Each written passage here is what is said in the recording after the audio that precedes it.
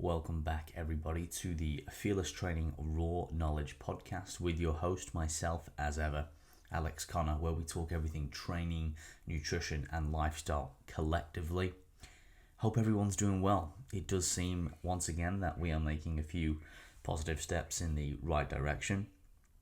And I hope wherever you are in the world, that is also the case, depending on the severity of the situation in your localized area. But to provide some escapism, once again, I am here with another fabulous guest. And this week, I'm in conversation with Chrissy Dask. Now, she is a female specialized coach and powerlifter herself. And she's all about removing a lot of stigma, slaying misconceptions like myself, spreading the truth, and utilizing a lot of flexibility within her coaching. But once again, I'm going to let her do the talking. It's a brilliant conversation. If you like this style of podcast, I'm trying to broaden my scope in terms of getting guests on that are not only coaches, but athletes as well. And anyone that has an interest and an authentic interest within the realms of, training, nutrition, and lifestyle, as we always talk about.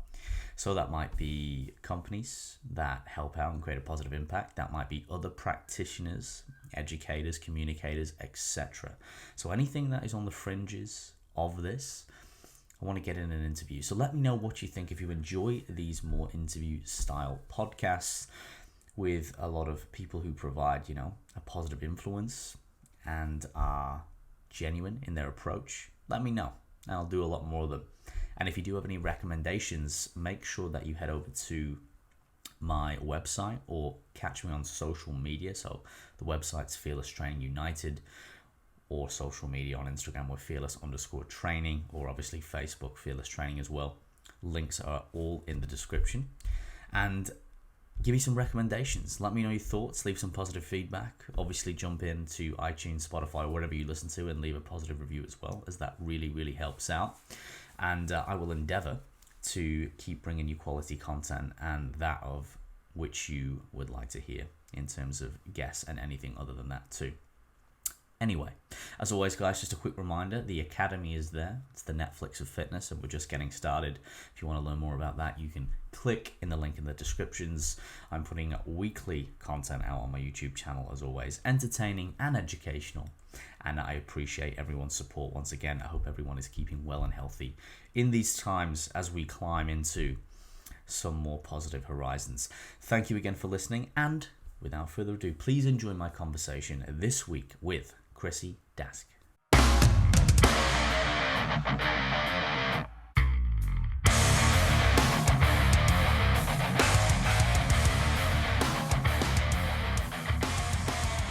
All right, Chrissy, welcome to the Fearless Training Raw Knowledge podcast. Thank you for making the time today. I really appreciate it. How are you? Good, and thank you for having me.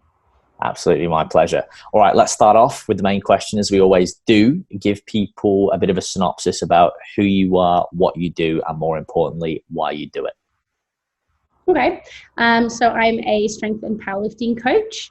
I have been coaching for almost 6 years now, so that's how long I've been in the industry for. And I started as kind of like a run-of-the-mill PT, working in a commercial gym, and I've since been working in powerlifting gyms for the past 2.5 years, which has been really great in regards to being able to get more powerlifting focused clients, as well as just having the right people around me and the right sort of equipment to use as well.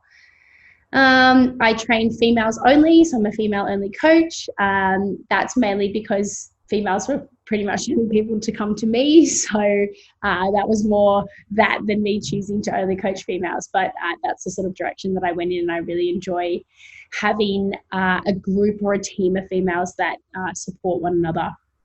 I guess the reason I got into the industry is because I started working with a coach in 2014, and he had a really positive impact on my life. I've always played sport and been active, and having someone really positively impact my life in that way sort of made me want to do the same for other people. Paying it forward. Yeah, I guess you could say that. Can you describe for me, the listeners, Chrissy, what sort of skill set is required to be able to coach female athletes in the strength sports, and what you think are some of the key elements which help you communicate this information effectively to really help and enhance performance?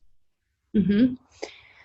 Physiologically, there's not that much difference between training males and training females aside from the menstrual cycle. So having some knowledge about how the menstrual cycle can affect performance and strength in a woman is quite important. Having knowledge in how that will affect their mental state is also important. But coaching females can be a little bit different when it comes to the emotional side. Some people think that female coaches have a softer touch. I don't necessarily think I fit in that box. I'm quite honest, quite blunt, I give tough love. But knowing the way to express that tough love and knowing when to push someone and when to pull back, I feel are the most important things in coaching females. Okay, so the communication between the athlete and the coach. So can you dig a little bit deeper and tell us what that looks like? Maybe if you want to give us some real life examples, like perhaps when you're coaching some female athletes who are struggling through certain periods of times, or, you know, they're not able to overcome certain challenges, whether that's, you know, emotional or physical. What is a bit of a dialogue between yourself and an athlete? What does that look like? It's a bit hard to say without having sort of a specific example in front of me.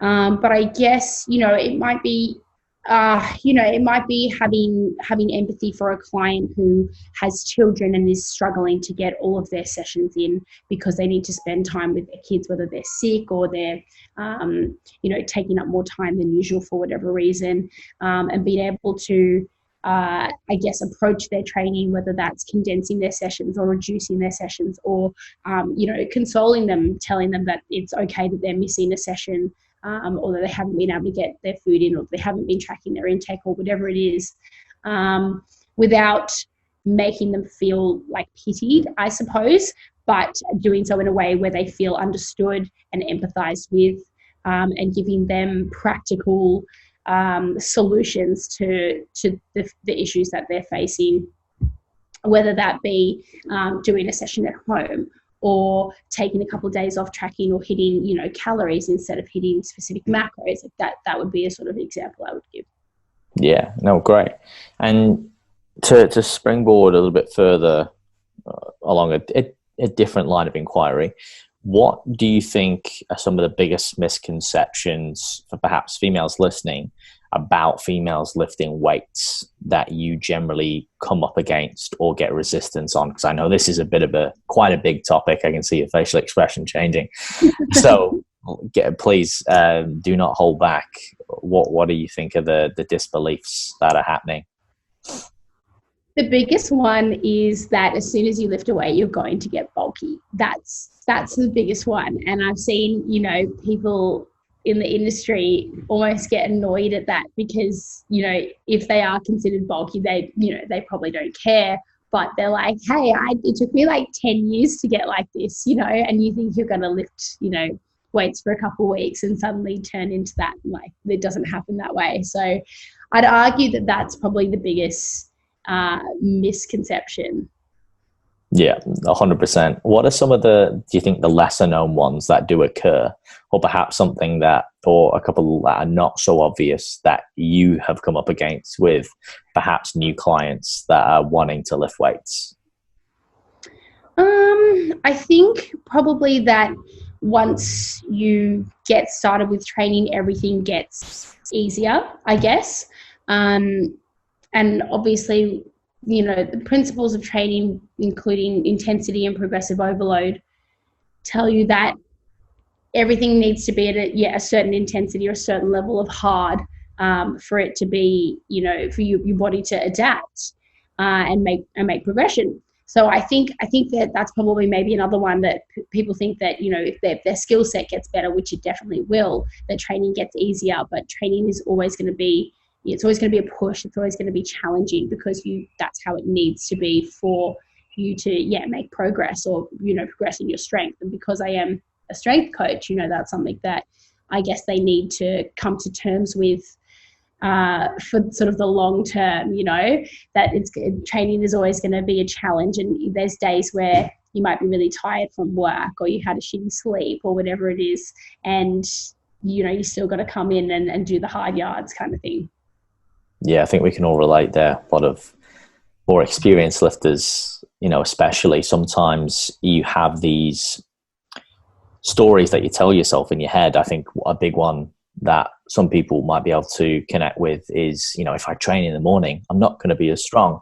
I mean, and yeah, to nerd out, technically you are stronger in the evening, albeit everything is well. But I mean, if you're well fed, a lot of the time it's just in your head, and it's having that ability to, like you said, if it's after work or perhaps it's not quite the right time or things are not exactly perfect, you've got to still be able to go there and set up your routine and set up your habits and be able to actually, do what you need to do. And I think it's a good thing we were just talking about before we got on the podcast, when routine is changed up, when someone kind of shakes the tree, if you will, and you've got to still adapt and diversify, but still stay on track, which I think is a good skill set to have. Definitely. If anything, training, it actually kind of gets harder as you get stronger, because when you think of fatigue management, you think of your relative strength as well as just the loads that you're lifting in general.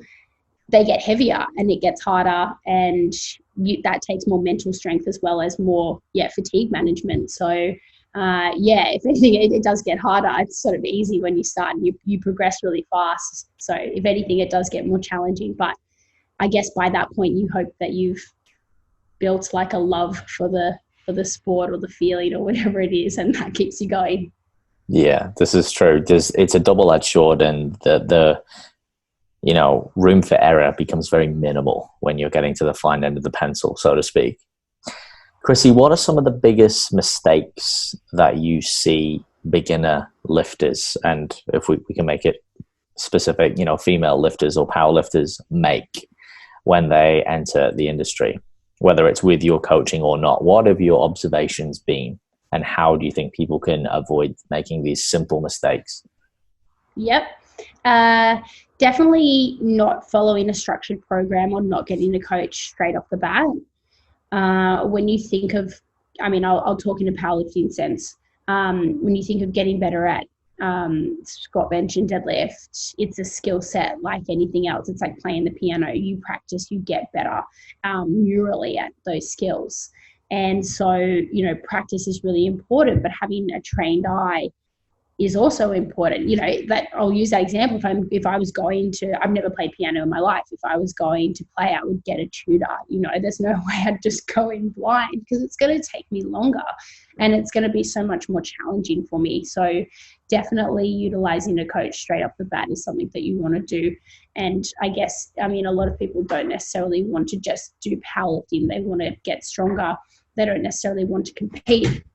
But those are the people who tend to not follow something structured. They just kind of follow something that they see off Instagram, or maybe they download a program and they follow it sometimes and then they go for a run or whatever it is. And there's no sort of structure, and they don't have that overload, and they don't have, good ideas of intensity as well. So that would probably be the second one. And I'd say that's more female specific as well, would be not training hard enough and knowing what rate of perceived exertion is, and like learning to gauge that from the get-go, because that's going to be a really important part of developing like intensity and the skill of learning that.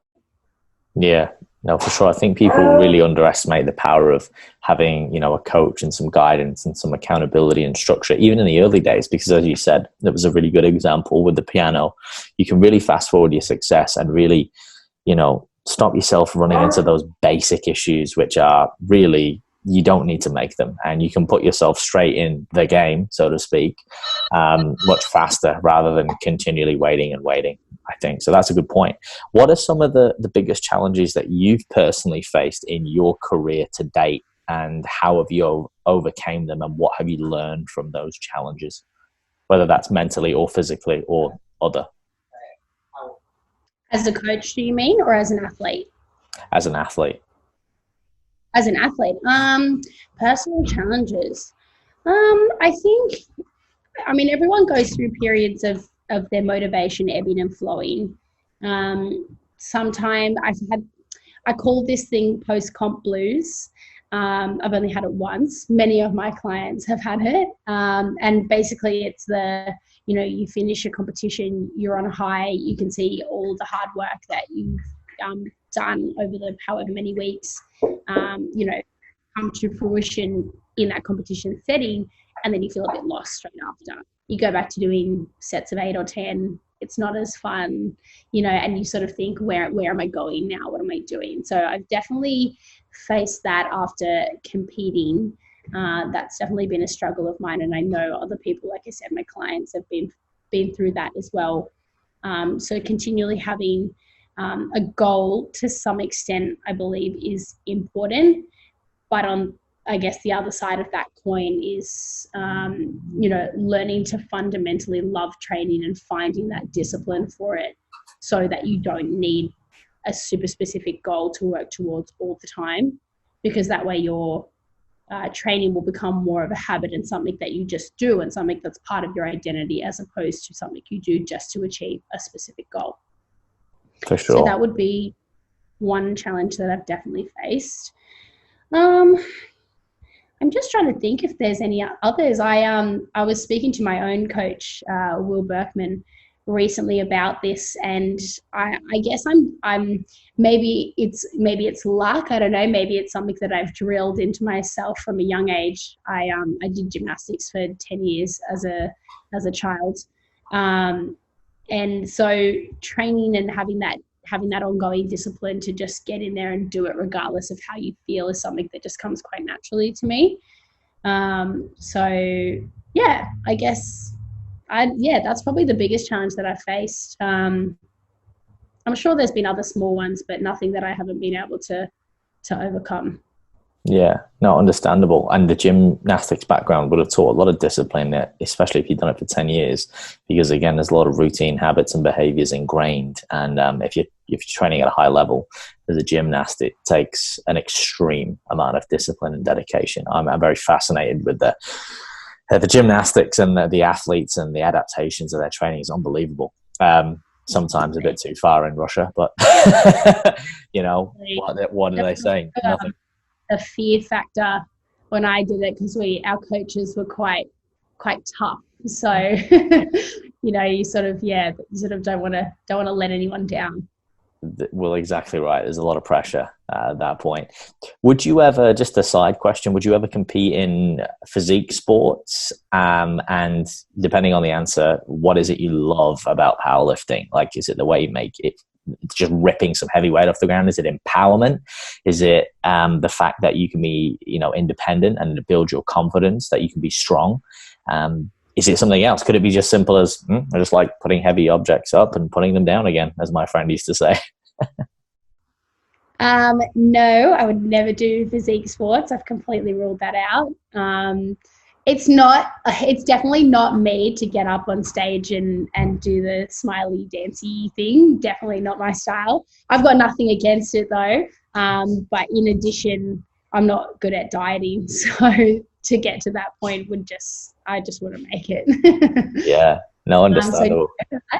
In regards to powerlifting, I mean, I guess the answer that a lot of people give to this is, well, because I can see I can see my hard work put into practice, and I can see an outcome for the hard work that I did, which is definitely true.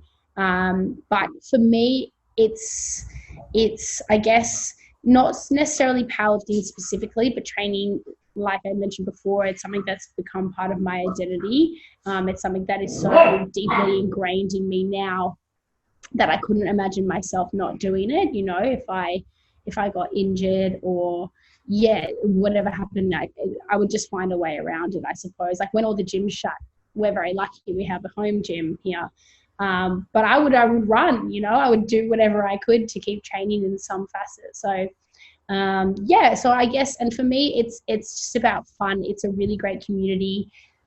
Everyone's on your side when you go out there. I guess it kind of reminds me a little bit of my gymnastics days as well. You get out on the platform, it's all about you.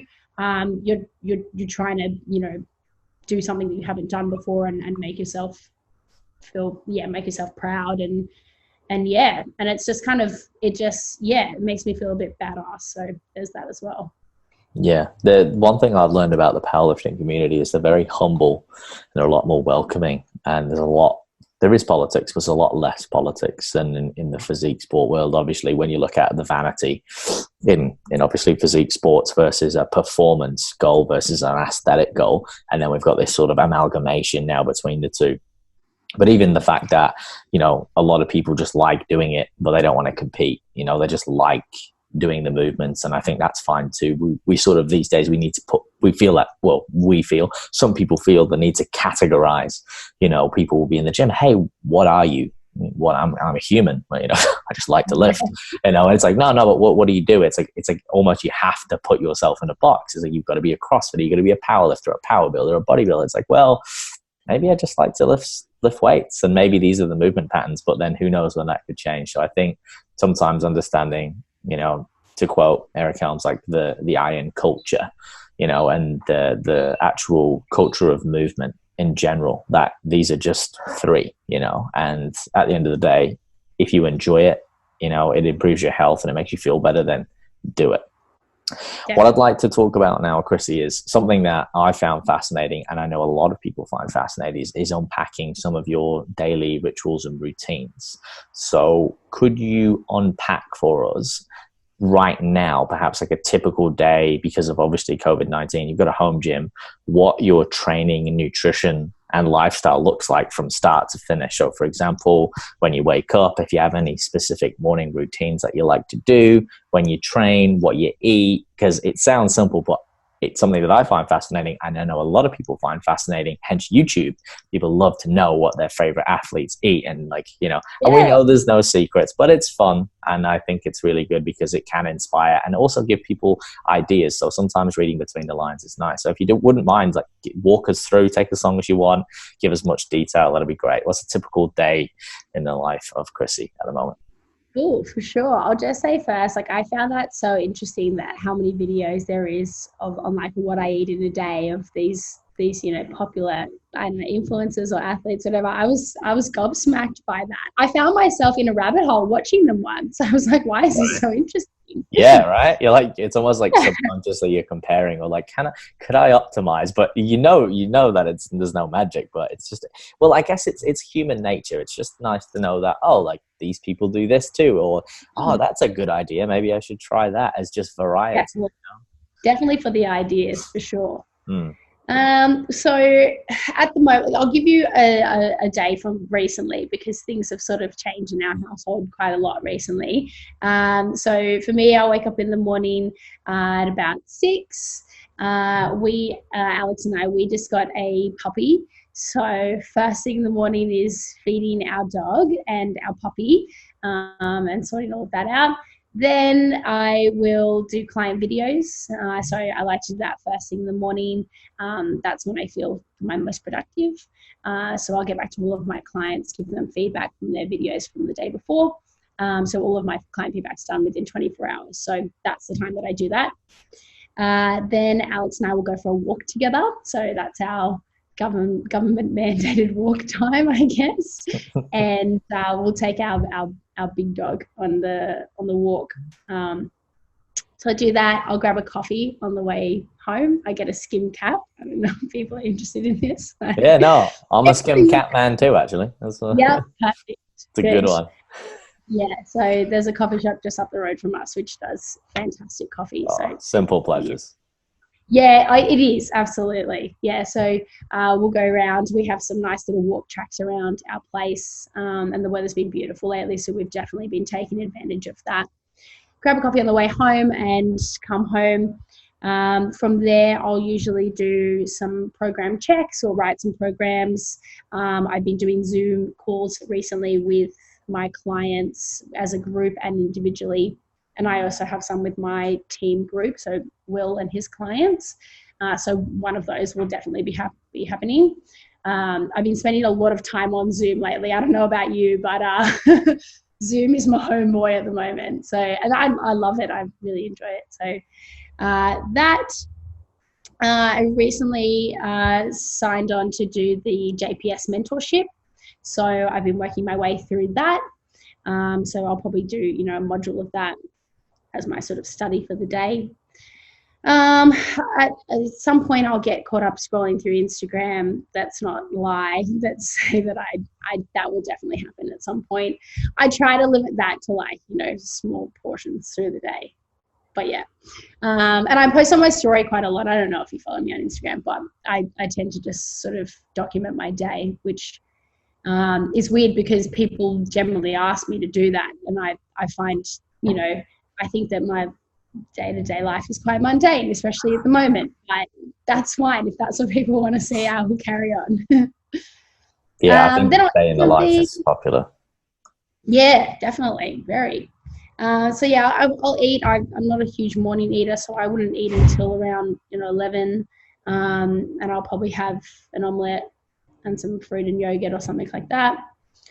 And then I might do some more work. I'm looking literally right next to me at my to-do list. I know you're going to be able to see this, no one else will, but I'm like a horrible list taker, which just things get crossed off and it's mayhem. I'm one of those people who I'm not good at focusing on one task at a time, which is not good for productivity, but I eventually get everything done. But yeah, I tend to switch between tasks too frequently, so I'm a bit erratic in that regard. But yep. Then I'll do some work, do some check-ins with my clients through email.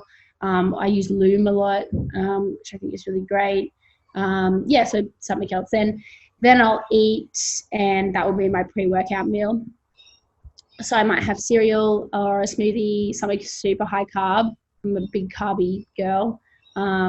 So yeah, crunchy nut, that's the bomb. Something like that. Yeah, toast, I don't know, something. But I made banana bread recently. That's the stage of quarantine I've gotten to, is baking. And I'm not good, so then I will take the 30-second trip down my lift to get to the gym. And I usually have a Monster when I train as well, if my training I feel is sort of heavy enough to warrant it. And yeah, I train 5 times a week. Most of my sessions take me between an hour and 2 hours. I like to rest a lot, so that's why they take me that long. They could probably all take me 45, maybe not 45, that's ridiculous. An hour to an hour and a half max, I would say, but I take longer. And usually that's because I'm in the gym gas bagging, but at the moment I think it's just because I'm sitting around. So yeah, then I'll train. And after that, I'll come back up here, maybe do another Zoom chat, do some more client videos. Basically I'm just working. I'm just doing, sort of whatever tasks are urgent and important at the time. And then I'll have dinner, usually stir fry. I love stir fry with noodles. I like chicken, beef, tofu. I eat everything except fish, something like that. Shower. Then usually, Alex and I we've been watching Entourage lately, and we're just really deep in the hole with that. So, doing that. And then I'll have dessert, which is usually ice cream, hot chocolate, or something along those lines. I don't go to bed without a pre-bed snack. That's like the coffee and the snack at the end of the day, like the most important bits. The rest in between, whatever, I don't care. 2 things are essential. Yeah, touche. I can definitely resonate with that. I'm a dessert man. I got a massive sweet tooth, and I have to sit down and unwind when I'm watching, my little snip of Netflix. And I got to have my dessert, got to have my ice cream. It's got to be, whatever I'm having, it's got to be there. So I know it's those little things throughout the day which really make a big difference, I think. Absolutely. Yeah. Any recommendations on Netflix right at the minute? What are you watching? Well, we're watching Entourage, which isn't on Netflix, but we've watched some good stuff. We've watched Sex Education. That was really funny. That's a British show, actually. Have you watched it? Oh yeah. Yeah, good. It took a while to get into it. It took me a few episodes, but it was good. But it is. It's a bit different, but it's it keeps you engaged. Once you're in, and you're like, oh, it's funny too. There's some dark humor in there. Definitely, yeah. And we watched The Good Place. That's with Ted Danson and Kristen Bell. So that's actually a really interesting show. It's a bit off the cuff, I think. Like the concepts in it are a bit strange. So you've got to have an open mind, but that one's good. And I will always go back to Brooklyn Nine-Nine. I have seen every episode multiple times. It's my I'm sad, I'm sick, I'm hungover show. So yeah, I've still not got into that, and I know there's some top actors in it, so I know I really need. It's on my to-do list. I don't get enough time on Netflix. Probably not a bad thing, but yeah. It's on my list. I'll take you up on that one, and I think it's a good thing because Netflix, Stan, whatever you're on, everyone it's getting a workout at the minute. They are killing it. Their business is booming.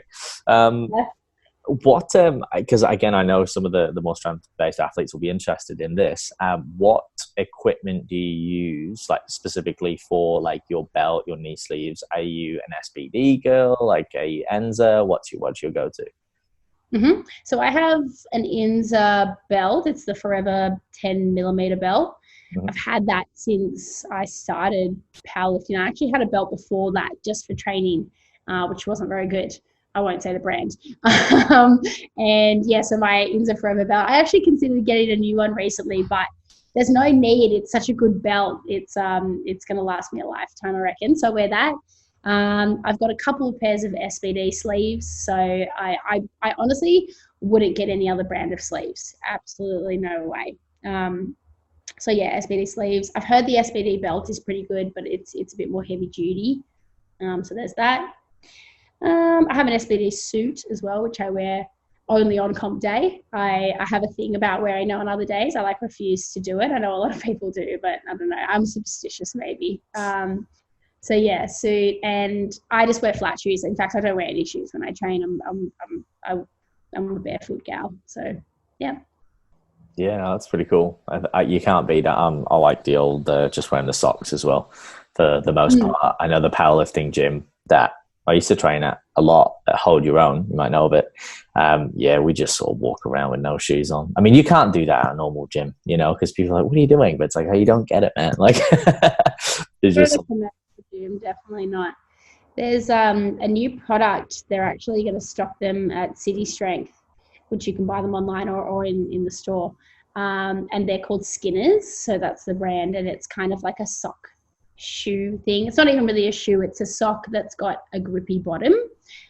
So there's no slip hazard. It's really grippy on the bottom, and they feel so nice on your feet. So if you like to train barefoot, but you've got to wear something on your feet, and I guess with, all the COVID stuff, it's probably a good idea. They're top notch. Highly recommend. We get a pair of those. I like that. Also, I'm a big fan of a one-piece construction shoe that looks like a sock, so that sounds like right up my alley, which is really good. Not that I'm technically not a power lifter, right? But I just I like the movement, so I'm one of those. Yeah. And not too unattractive either, which is good because there are some horrible looking ones out there. Oh, the Vibrams, the 5-finger. Yeah, they got little toe on. Not a fan. Nah, neither am I. Definitely not. What are, again, for people who are not aware, what are your current PRs on the squat, bench, and dead, and what are your goals for the foreseeable future that you would like to hit? Mm-hmm. So I tested... And perhaps just tell us your body weight too, just to put that into perspective. Yeah, no worries. I was actually supposed to compete on the 21st of March. Mm-hmm. As you know, the gym shut on the 23rd, and unfortunately our competition was cancelled a couple of days before it was supposed to go ahead. So what my partner and I did instead is we did a little testing day. A few of our friends helped us out with that, and we did that at the gym that I work at, Paragon in Artarmon. And so yeah, we did, like, it wasn't a proper competition. You know, we had referees and stuff who were actually referees in Powerlifting Australia, but obviously nothing counted towards, you know, a proper total or anything. But I didn't mind too much. So I compete in the 58 kilo category. On the day I was actually 58.8 because I didn't have to make weight. So that was a little bit heavier than I would have been if I was actually competing. I squatted 140 kilos, I benched 87 kilos, and I deadlifted 160 kilos, although my deadlift probably wouldn't have counted in a competition realm. Just my shoulders were too far forward at lockout. So I still count it because I don't really care, and it wasn't a real comp. So that's how I'm going with that. In terms of goals, my goal for the end of the year was to squat 140. So I'm going to have to reassess that. Probably 145, I would say, would be really, really great to get. I'd like to bench 90 kilos. So in powerlifting, that's paused bench. And I'd like to deadlift 165. So by the end of the year, kind of a big ask to add 5 to my squat and deadlift and 3 to my bench, given that those numbers I just got were pretty big increases on before. But, you know, I guess, you know, what's the harm in dreaming big, I suppose, and I've got all the equipment at my disposal to make it happen. So, yeah. Yeah. Aim for the moon, land in the stars. That ain't so bad, right? Yeah, definitely. I might just add, though, which I think a lot of people who know about lifting will already have ascertained that they're very impressive numbers. Of course, I expect no less from a powerlifter, but I mean, that's very strong. That's very strong. Yeah, no, respect, credit where it's due. That's a great feat, and I'm obviously very much pro female lifting and pro females lifting heavyweights as well, safely, of course, and all relative to, I think, body composition. I don't see it so much with the female lifters as much as the male lifters, but I'm a bit of one of my pet hates is people just like eating and getting fat and really out of shape. And I'm like, it's just an excuse. Because I'm like, if you look at the power to weight ratio, I'm like, it's not that impressive. I mean, there are a few outliers and anomalies out there, but I think when you look at like the holistics of actual health and fitness, the part of the achievement is to maintain a level of aesthetics and health. You look at a lot of powerlifting diets and it's just like that's not good, man. Like, that is really not good. Like, I like all sorts of food and I'm very much into the flexible dieting lifestyle, and I think balance is key. But I think there is something to be said for powerlifters who achieve a level of conditioning and strength and also balance with their lifestyle. I think that's very admirable. So I just wanted to add that in there. Now, I know we're coming up to Sorry, mind if I touch on that? Oh, please go for it. Yeah, cool. So I think like you said, like, I been at any like end of the spectrum and too far at either end is never going to be great, specifically for, you know, for your performance and for your aesthetics, I guess, and just for general health. And, you know, nutrition periodization is really important for powerlifters because it's muscle that moves weight, and, you know, being able to grow more muscle is, you know, it's such a huge part of being a great powerlifter. And you'll notice like a lot of people who, you know, started as bodybuilders and have moved into powerlifting are excellent at it. You know, you look at someone like Matthew Bartholomew, who is a friend and a colleague of mine, started as a bodybuilder and is now an excellent powerlifter in the 94 kilo category. Even someone like Hattie Boydell, who is still, you know, in physique sports, you know, and to my knowledge, I don't think she's competed in a comp, but she's so strong, and she, you know, she squats and benches and deadlifts and she's strong, you know? Yeah, 100%. I think, I mean, there's a saying, strong looks strong. And if you're a natural athlete, and this is the reason why I squat, bench and dead as much as I do, 1, I do enjoy the movements. 2, I can do them pain-free. And 3, it's one of the best ways to acclimate volume and increase muscle tissue. And since I learned to do those movements correctly, my physique had just gone day and night. And no, you don't need those movements, as we know, but they are fun. Obviously, that's why powerlifters do them. But the positive contributions that they have on one's physique, male or female, is just phenomenal, especially, again, as a natural athlete. You get a development that you just can't emulate, and a fullness that I personally believe is just, you need it. And again, you look at a lot of top physique athletes, whichever way they go, they might start as bodybuilders or powerlifters, is that crossover. And I think that's why the relationship between strength and size, or strength and hypertrophy, is so great. Now, obviously there's disassociations. There's parts where you can do one without the other, but generally they complement each other. And if you can utilize those against each other, you can be a very good powerlifter or physique athlete.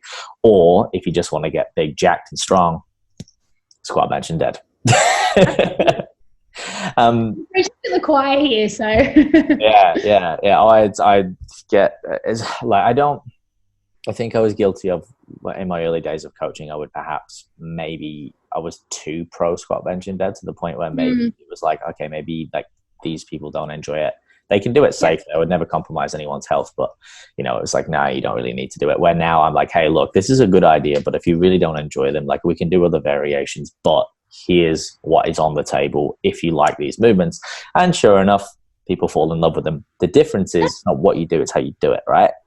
I don't know how many females I've coached and they're like, I love deadlifting. And I'm like, right? And they're like, it's never felt so good. And like, I can lift like this much off the floor. I'm like, yeah. And they're like, feels good. And I'm like, yeah, right. And they're like, yeah. I'm like, feel strong. Yeah. And again, it's because it's not something that generally females get to do. I think that's why I found over the years, they love boxing as well. It's because it's more of a masculine thing. It's more of aggression, but it empowers you, and you feel good. And I've noticed that's been a tremendous help. And then again, they see the physique development, the misconception of I'm going to get big and bulky goes out the window. They're like, wow, I look really great. Look at my glutes, my back, my arms, everything. And it's like, yeah, it's like, well, like, this is a clever way to train. And then we partner that up with some accessory movements, and you've got one hell of a physique. You do this for a period of time. Yeah, for sure. I wanted to ask you some rapid fire questions before time, because I know you've got to get into training yourself, and obviously I respect that. Now, these are a bit fun, a bit more lighthearted. I'll ask you a couple of rapid fire, then I'll ask you the main question I ask all my guests. So the first one is, if you could choose a superpower, what would it be and why? Ooh. To make all food have no calories. That's a good one. I have a few friends right now who'll be like, oh yeah, I'm with that one. Okay, so conversely, to tag along with that, funny, something, I spoke to one of the physique, he's one of my mentors and coaches. And I remember when I was in comp prep and I was like, man, it's just so good if food was calorie free. And then he's like, but would it? And I'm like, why? He's like, because you would eat it and you would still be hungry. And I'm like, what? And he's like, well, think about it. If it was calorie free and you just add it, you get the taste, but you'd still be hungry. So therefore you would still that's not how it works. I know, that's what I said. But I was like, but he's very smart. He's like, think about that. And I'm like, oh, you fucker. Damn it, my thing's void now, isn't it? I know. He's sort of, he's like that. He's like that. What would be if you had to have one last meal or a favorite meal, what would it look like? And you can have like a drink, you can have entree, dinner, dessert. What does it look like? Favorite meal? Go. Mad. I don't need an entree, whatever. I'll have a burger, a beef burger, chips and salad. And I would have probably about half a litre of Messina for dessert. What flavour? Well, I was actually discussing this earlier today with my team group. Got to go salted caramel white chocolate and milk choc peanut fudge. Nice. You like it rich. The details are important. Oh, absolutely.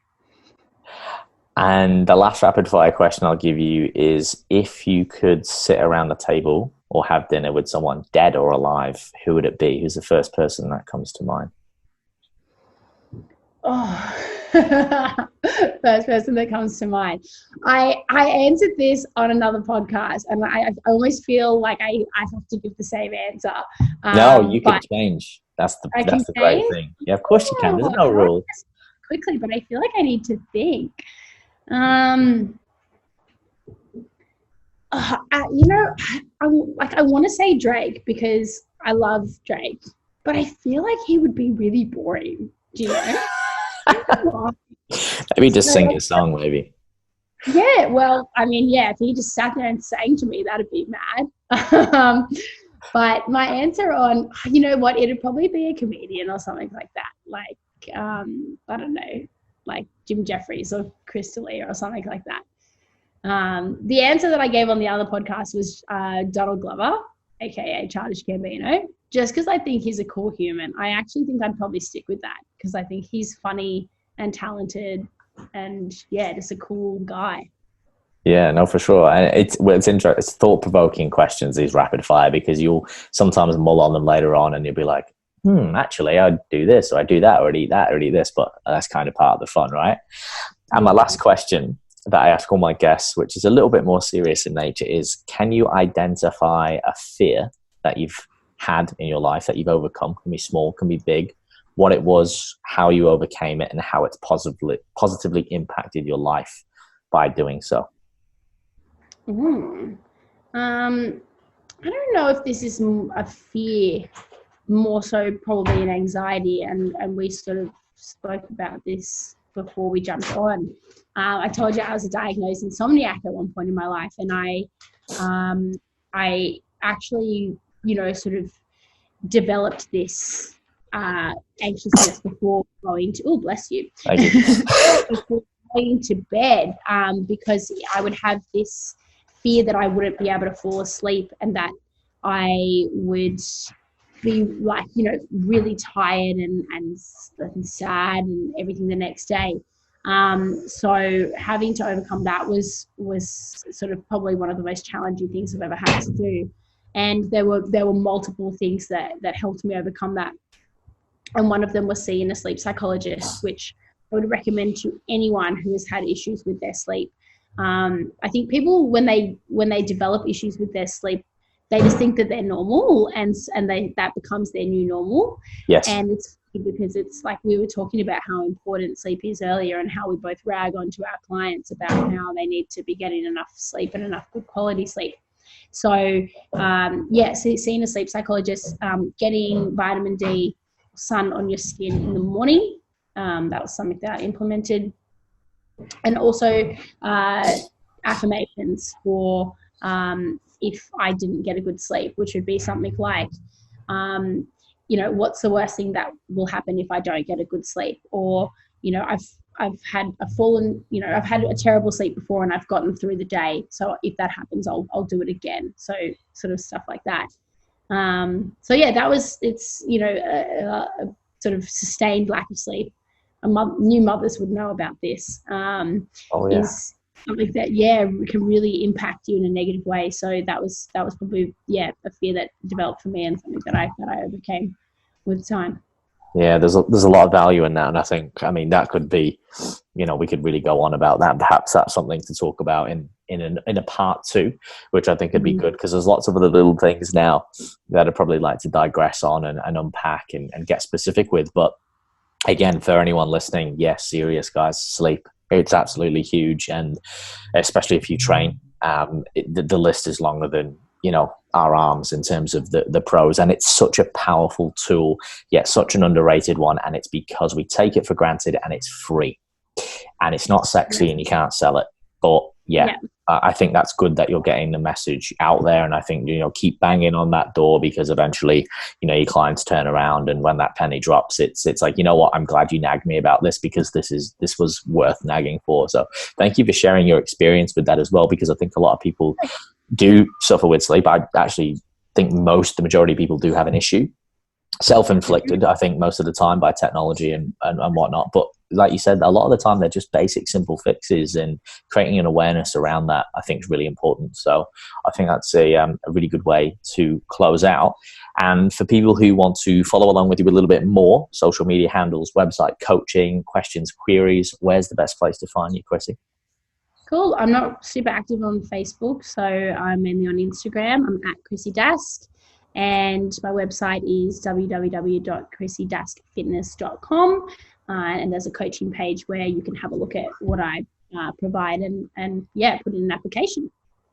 Fantastic. And as always, I'll put all of those links into the show notes and description below. So guys, whether you're listening on iTunes, Spotify, or you're watching along on YouTube, make sure you follow Chrissy, give us some support. And again, reach out if you've got a question or a query. And guys, if you like these more athlete-based coach interviews, you like these more slapstick conversations that we're having now because of obviously the current situation, let us know. Give us a feedback. It only takes a minute and we appreciate your support. Chrissy, thank you for your time. I really appreciate it. Thank you for having me. Absolutely my pleasure. So guys, until next time, as always, stay fearless.